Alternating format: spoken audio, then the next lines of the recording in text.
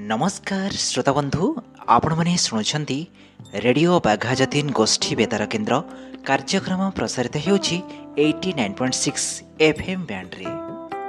श्रोता बंधु श्रीमद् भागवत होउछि भगवानंक वाङ्मय रूप। भाद्रव पूर्णिमा दिन भागवत जन्म पालन करा जाए। महर्षि व्यासदेव एही दिन श्रीमद् भागवत रचना करथिले बोली कुहा जाए।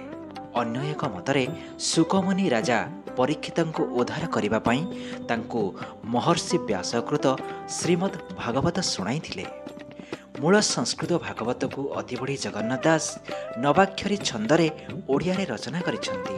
तेणु एही दिन जगन्नाथ दासंक विरचित ओडिया भागवत पई उत्सर्गीकृत। श्रोता बंधु भागवत जन्म को भागवत बढ़ा मध्य कहा जाए। भाद्रव शुक्ल नवमी ठारू आरंभ हेउथिबा भागवत पारायण एही दिन समापन हुए। तेबे भागवत पारायणर जेउ विधि रहिछि ताहाको भागवत सप्ताह कहा जाए।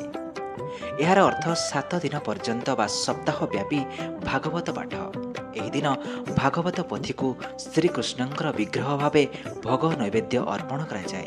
पूर्वरु गाँ गाँ रे भागवत टुंगी थिला। एठारे प्रतिदिन संध्यारे भागवत पाठ करा जाउथिला।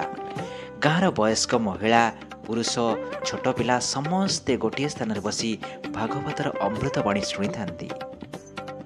सेथिपाई तो भागवत आज घरे घरे पूजा पाउछि।